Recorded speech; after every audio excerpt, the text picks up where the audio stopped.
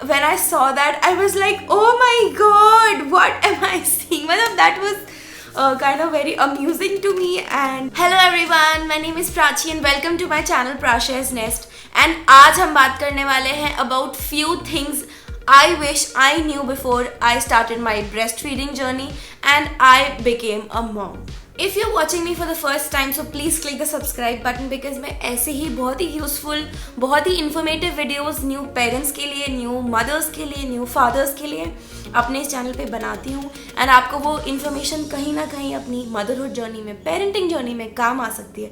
So please click the subscribe button. And a little disclaimer before actually starting with the points that हो सकता है कि आपकी breast feeding journey, आपकी motherhood journey मेरी motherhood journey से और मेरी ब्रेस्ट फीडिंग जर्नी से अलग हो. हर बॉडी के अपने अलग अलग एक्सपीरियंसेस होते हैं. तो हो सकता है कि जो मैंने फेस किया वो आपको फेस करना ना पड़े एंड जो आप फेस कर रहे हो या आप कर सकते हो वो मैंने फेस ना किया हो. तो इस वीडियो में हम बात करेंगे मेरे एक्सपीरियंसेस के बारे में जो मुझे लगता है कि न्यू मदर्स को पता होना चाहिए. पॉइंट नंबर 1 स्टार्ट करने से पहले मैं बोलना चाहती हूँ, breast feed is the best feed. ये कहीं ना कहीं आपने सुना होगा एंड इससे मैं 100% अग्री करती हूँ. एंड WHO भी रिकमेंड करता है कि फर्स्ट 2 इयर्स तक बेबी को अपनी मदर का ही मिल्क पीना चाहिए. तो माय गर्ल्स, मैं जब प्रेग्नेंट थी तब मैं ये बहुत सोचती थी कि कब आएगा मिल्क एंड बेबी आने के कितने घंटे या कितने दिन बाद मैं उसे ब्रेस्ट फीड कराना स्टार्ट कर दूंगी. Because I was really looking forward to my breast feeding journey. तो मैं काफ़ी कुछ गूगल पे रिसर्च करती थी, कुछ ममा से पूछती थी, अपनी मदर इन लॉ से पूछती थी. तो वो मुझे हमेशा यही जवाब देते थे कि जैसे ही आपका बेबी, जैसे ही मेरा बेबी हो जाएगा तब वैसे ही हमारा मिल्क भी सप्लाई स्टार्ट हो जाएगी. हमारी बॉडी में जो मैमरी ग्लैंड्स जो होते हैं वो वर्क करना स्टार्ट कर देते हैं as soon as you deliver the baby. But मुझे ऐसा लगता था कि ऐसे कैसे हो सकता है, मतलब ऐसे कैसे, मतलब एकदम से मिल्क बनना स्टार्ट हो जाएगा. और मैं गूगल में पढ़ती थी कि हमारी मिड प्रेगनेंसी से ही हमारा मिल्क प्रोडक्शन स्टार्ट हो जाता है, जिससे कि जैसे ही बेबी आए तो हमारा मिल्क ऑटोमेटिकली सप्लाई स्टार्ट हो जाए. बट स्टिल मतलब कन्फ्यूजन था दिमाग में, डाउट्स थे. बट वाकई में जब अनायशा, मतलब जो मेरी बेटी है, वो जैसे ही उसका बर्थ हुआ एंड 1-1.5 घंटे बाद ही नर्स आई थी एंड उसने हैंड एक्सप्रेस करने की कोशिश की थी and I could see some fluid coming out of my nipples which was very surprising to me. Because उसके पहले I was feeling my breast, तो कुछ भी ऐसा कुछ भी नहीं लग रहा था कि दे आर फिलिंग अप और you know what I'm trying to say. And जैसे ही आप बेबी डिलीवर करते हैं कुछ घंटे या कुछ मतलब 1-2 दिन भी हो सकता है आपके लिए, as I mention that everybody is different. But मेरे साथ हुआ था कि 2 घंटे में ही I was able to breast feed my baby.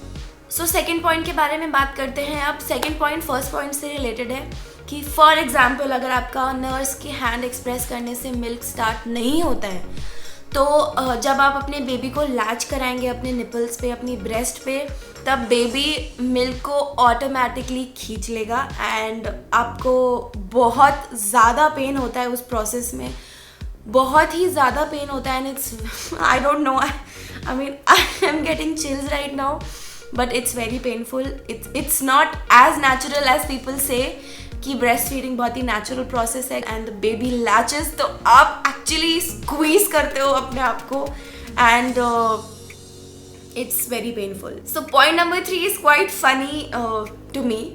तो व्हेन आई वाज प्रेग्नेंट तो मुझे ऐसा लगता था कि there is only 1 milk duct orifice, but that's not right. And जो हमारी ब्रेस्ट की एनाटॉमी होती है वो उसमें लाइक 6 से 7 मिल्क डक्ट ओरिफिसेस होते हैं.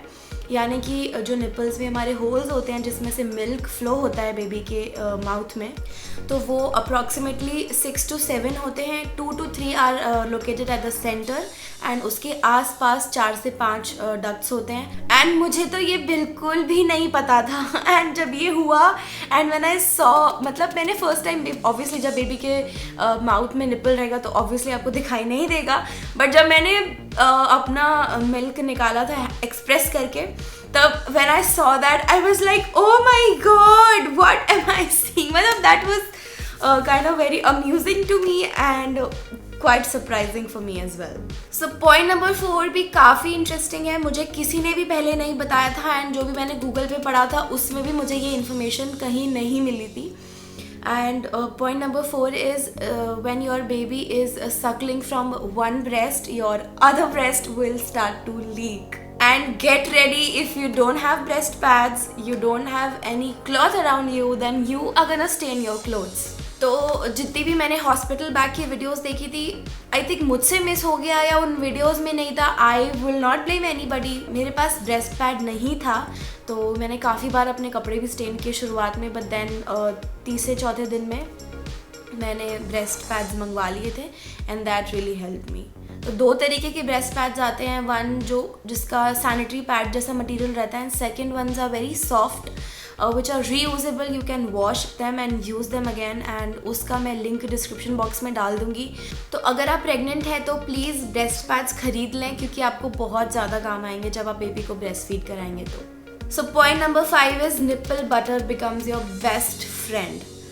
मुझे क्यों ज़रूरत पड़ी थी ये भी मैं आपको बताती हूँ, क्योंकि बेबी जब बहुत छोटा होता है तो आपको हो सकता है कि हर आधे घंटे में, हर 45 मिनट्स में, हर 1 घंटे में उसको ब्रेस्ट फीड कराना पड़े। बेबी के लिए भी ब्रेस्ट फीडिंग नहीं है, आपके लिए भी ब्रेस्ट फीडिंग नहीं है। सो हो सकता है कि बेबी प्रॉपर तरीके से लैच नहीं कर पा रहा हो एंड वो आपकी निपल्स पे लिटरली गमिंग करता है एंड आपको बहुत ज़्यादा पेन हो सकता है। इनफैक्ट आपको ब्लड भी आ सकता है। I am so sorry but yes, आपको ब्लड भी आ सकता है एंड निपल्स बहुत ड्राई हो जाते हैं, बार बार बेबी उनको सक करता है इसलिए, and overall it's kind of painful as I have already mentioned. तो प्लीज़ निपल बटर ज़रूर खरीद लें because that will come handy when your breasts and your nipples are dry. And इसी के साथ मैं आपको बोलना चाहती हूँ कि निपल शील्ड भी अवेलेबल है मार्केट्स में, फर्स्ट क्राई, अमेजॉन एंड जो मदर केयर स्टोर है मॉल्स में आसपास। तो प्लीज़ निपल शील्ड भी खरीद लें।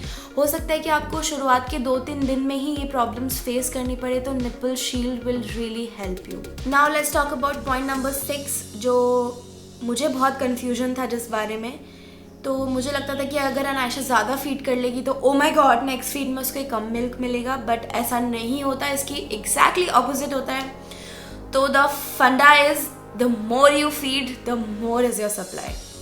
तो जितना ज़्यादा बेबी को फीड करते जाएंगे उतना ज़्यादा आपकी बॉडी मिल्क प्रोड्यूस करती जाएगी। Point number 7 is milk production does not depend upon the breast size. Yes my girls, अगर आपको डाउट है कि आपकी ब्रेस्ट साइज़ छोटे होने की वजह से ब्रेस्ट मिल्क प्रोडक्शन में कोई कमी आ सकती है, तो ऐसा बिल्कुल भी नहीं होगा एंड आपका बेबी का आराम से पेट भर जाएगा if your demand and supply are met and आपको कभी भी कोई दिक्कत नहीं आएगी ब्रेस्ट साइज़ छोटे होने की वजह से। Point number 8 is baby can go on nursing strike, so you have to be prepared for that also.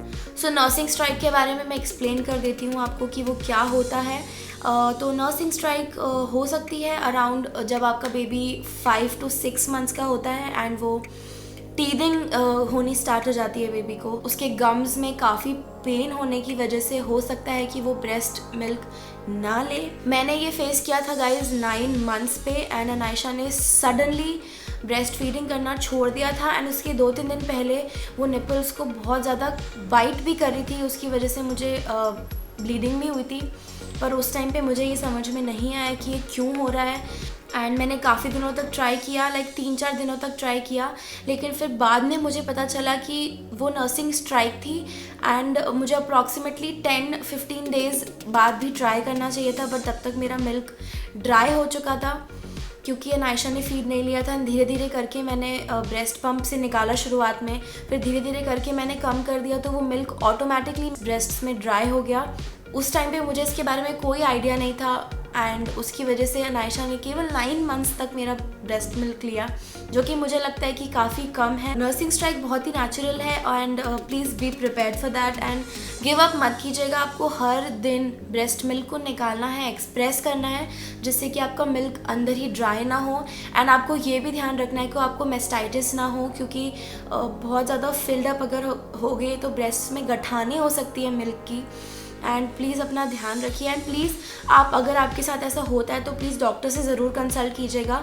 And हो सकता है कि 10-15 दिन में आपका बेबी बिल्कुल हेल्दी हो जाए एंड वो वापस से ब्रेस्ट फीड लेना स्टार्ट कर दे। पॉइंट नंबर 9 भी इसी से रिलेटेड है गाइज, नर्सिंग स्ट्राइक से। एंड जब आप बाहर ट्रैवल करते, खैर अभी तो कोरोना चल रहा है तो आई डोंट प्रिफर कि आप बेबी को लेके बाहर जाएं, बट इफ़ इन केस अगर आपको जाना पड़ता है फैमिली इमरजेंसी के लिए या कुछ भी इमरजेंसी के लिए, एंड अगर आपको दूसरी सिटी में ट्रैवल करना पड़ता है तो प्लीज़ ब्रेस्ट पम्प ज़रूर कैरी कीजिए अपने साथ में। ज़रूरी नहीं है कि अगर आपका बेबी बहुत आराम से ब्रेस्ट फीड ले रहा है घर में, एंड अगर आप बाहर जाते हैं उसको लेके, तो हो सकता है एनवायरमेंटल चेंजेस की वजह से या क्लाइमेट चेंज की वजह से आपका बेबी ब्रेस्ट फीड करना बंद कर दे। तो always carry a breast pump and a baby bottles, जिससे आप, अगर वो बेबी नहीं पीता है तो आप उसे ब्रेस्ट मिल्क एक्सप्रेस करके आप बॉटल से उसे फीड कर सकते हैं एंड आपका बेबी भूखा नहीं रहेगा। So let's talk about the last point, that is जो ब्रेस्ट फीडिंग की जर्नी स्टार्ट करने से पहले आपको बहुत ज़्यादा शाइनेस महसूस होती है और आप किसी के सामने कंफर्टेबल, स्पेशली और योर मॉम इन लॉ, आप अगर कंफर्टेबल नहीं हो पा रहे हो अपने हस्बैंड के सामने भी, तो बहुत ही ज़्यादा नॉर्मल है। इनिशियली 1 वीक एंड 15 डेज़ में आप इतने ज़्यादा ओपन हो जाओगे कि आप कहीं भी और कभी भी बेबी को ब्रेस्ट फीड कराने से कहीं पर भी नहीं शाय फील करोगे।